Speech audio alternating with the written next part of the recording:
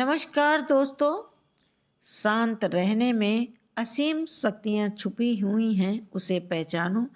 ऐसा गौतम बुद्ध ने कई वर्षों पहले अपने शिष्यों से क्यों कहा था? इसके पीछे का रहस्य क्या था? आज इसी रहस्य के बारे में हम गौतम बुद्ध की कहानियों के माध्यम से जानेंगे। तो बिना देर किए चलिए उन कहानियों की शुरुआत करते हैं। पहली कहानी। गौतम बुद्ध सत्य, अहिंसा और सहिष्णुता की प्रतिमूर्त थे। इन्हीं सद्गुणों का उपदेश वे घूम घूम कर देते थे और लोगों से इन्हें अपनाने का आग्रह भी करते थे। एक दिन वे किसी गांव में पहुंचे।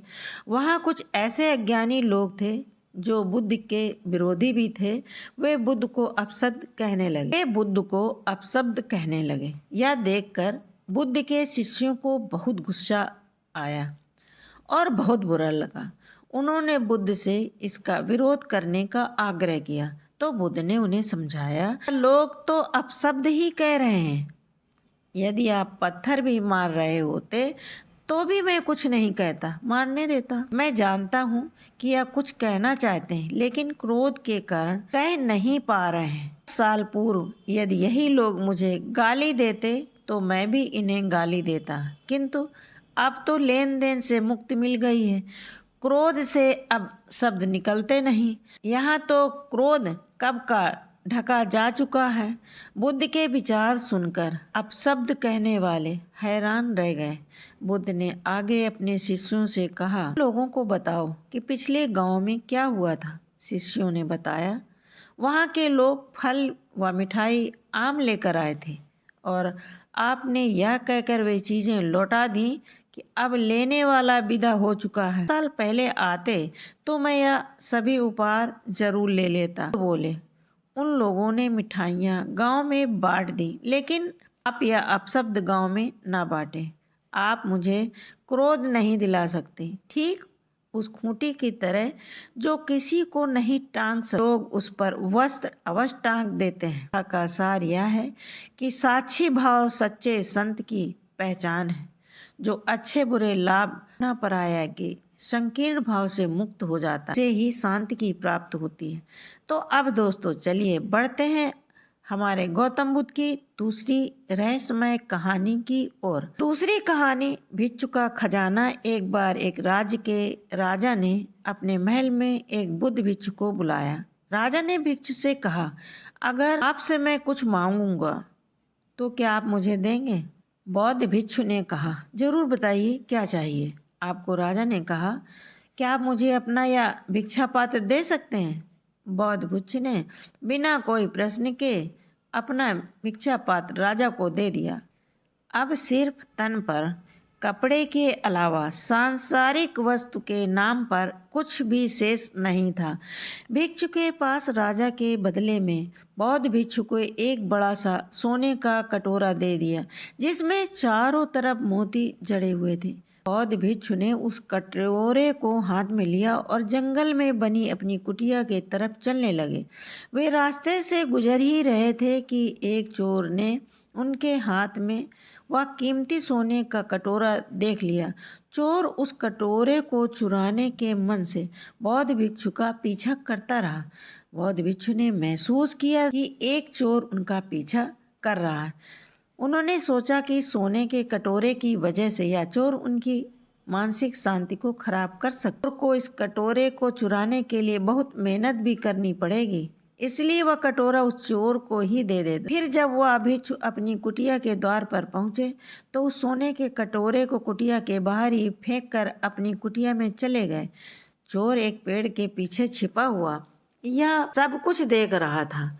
चोर ने जब देखा कि भिक्षु सोने का पात्र बाहर ही फेंक कर कुटिया में चला गया तो उसने सोचा कि जरूर उस भिक्षु ने कुटिया में उससे भी ज्यादा बहुत बहुमूल्य वस्तुएं व धन छुपा कर रखा होगा, इसलिए वह इसे बाहर ही फेंक कर चला गया। यह सोचकर वह चोर कुटिया के अंदर जाने का प्रयास करने लगा। कुटिया के अंदर उसने देखा तो बौद्ध भिक्षु ध्यान में पूरी तरह लीन दबे पांव कुटिया के अंदर प्रवेश करता है और चारों तरफ नजरें घुमाकर देखता है, लेकिन कुटिया तो पूरी तरह से खाली। चोर को कुटिया में कुछ भी बहुमूल्य वस्तु या खजाना नहीं नजर आ रहा।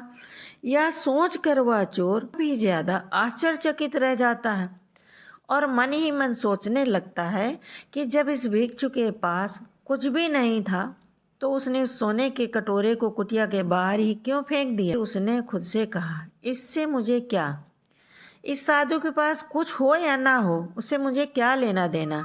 उस कटोरे को लेकर यहाँ से निकल लेना चाहिए। चोर कुटिया के बाहर जाकर उस कटोरे को उठाने लगता है कि तभी उसके मन में वही प्रश्न उठता है कि आखिर उस भिक्षु के पास ऐसा क्या है जो उसे इस सोने के कटोरे की परवाह नहीं करने दिया। उसके अंदर इस प्रश्न का जवाब जानने की जिज्ञासा बढ़ती जा रही थी, इसलिए वह फिर से कुटिया के अंदर जाता है और जाकर बौद्ध भिक्षु के पास बैठकर उनकी आंखें खुलने का इंतजार करने लगता है। थोड़ी देर बाद जब बौद्ध भिक्षु अपनी आंखें खोलते हैं तो वह उसी चोर के सामने बैठा हुआ देखते हैं, उनका पीछा कर रहा था। भिक्षु उस चोर को देखकर मुस्कुराते हैं और कहते हैं कि क्या तुम आ गए। चोर ने कहा, महाराज मैंने आपका बहुत दूर से किया और कुटिया तक आ गया। बस यह जानना चाहता हूँ कि आपने उस सोने के कटोरे को कुटिया के बाहर ही क्यों फेंक दिया। आखिर आपके पास ऐसा कौन सा धन है जो उस मोतियों से जड़े कीमती सोने के कटोरे से ज़्यादा बहुमूल्य है। यह सुन वो बौद्ध भिक्षु मुस्कुराए और बोले, मेरे दोस्त मेरे पास एक ऐसा खजाना है जिसे तुम देख नहीं सकते हो। चोर ने फिर से जिज्ञासा भरे मन से पूछा, क्या खजाना ऐसा है, मुझे बताओ। भिक्षु बोले, मेरे पास ध्यान का खजाना है जिसके सामने दुनिया की सारी दौलत भी भीख है। यह सुनकर वह चोर बौद्ध भिक्षु के पैर पकड़ लेता है और कहता है, महाराज हो सके तो मुझे माफ़ कर दो। मैं एक लुटेरा हूँ और मैं यहाँ आपको लूटने के उद्देश्य से ही आया था, लेकिन आप संत हैं। अब मुझे इस दुनिया की कोई धन दौलत नहीं चाहिए। क्या आप मुझे अपने ध्यान के खजाने से एक छोटा सा हिस्सा दे सकते हो ताकि मैं भी आपकी तरह शांति को प्राप्त हो सकूं। बौद्ध भिक्षु बोले, हाँ क्यों नहीं, अगर तुम चाहो तो तुम भी मेरी तरह ध्यान के माध्यम से सुकून, संतुष्टि और शांति रूपी खजाने को प्राप्त कर सकते हो। इसके लिए तुम्हें ध्यान लगाना सीखना होगा। ध्यान में बहुत ताकत होती है। यह ऊर्जा को स्थानांतरित कर मन को स्थिर करता, बेवजह के विचारों को खत्म करता, लालसा को समाप्त करता और जब लालसा नहीं रहती तो मन से बेवजह के विचार समाप्त हो जाते। मन परम शक्ति को प्राप्त होता है और अद्भुत सुकून का एहसास होता है, जीवन का आनंद लेता है। ध्यान करने के लिए तुम्हें एक शांत, सुरक्षित और आरामदायक स्थान का चुनाव करना होगा। फिर वह जमीन पर एक चटाई बिछाकर उस पर चौकड़ी मारकर बैठ जाना। तुम्हें अपनी रीढ़ की हड्डी सीधी रखनी है, आंखें बंद करनी है और गहरी सांसें लेनी है। तुम्हें अपनी दोनों हथेली अपने घुटनों पर ऊपर की तरह रखनी है, इसे ध्यान मुद्रा कहते हैं। तुम्हें अपना ध्यान अपनी सांसों की तरफ केंद्रित करना है। तुम्हारी सांसें जितना ज़्यादा छोटी और गहरी होती जाएंगी तुम उतना ही ज़्यादा ध्यान के सागर में डूबते जाओगे। तुम्हें अपनी हर एक आने जाने वाली सांस पर ध्यान केंद्रित करना है। अगर तुम्हारे मन में बार बार विचार आ रहे हैं तो इसका मतलब तुम सांसों की तरफ ध्यान केंद्रित नहीं कर रहे हो। धीरे धीरे तुम्हारे मन से विचार समाप्त होते होते शून्य हो जाएंगे। मन बहुत हल्का महसूस होगा। यह ध्यान का वह स्तर होगा जब तुम्हें परम शक्ति और आनंद की अनुभूत होने लगेगी। यही गहरे ध्यान की अनंत अवस्था है। यह एक या 2 दिन में नहीं होगा, इसका प्रयास तुम्हें रोज करना होगा। चोर ने अब चोरी डाका छोड़ रोज नियमित रूप से ध्यान लगाना शुरू कर दिया। कुछ ही दिनों में चोर को स्वयं में बहुत परिवर्तन नजर आया। उसे अपने अंदर सकारात्मक ऊर्जा का एहसास होने लगा। चोर का जीवन पूरी तरह से बदल चुका था। उम्मीद करती हूँ कि आपको ये कहानी पसंद आई होगी।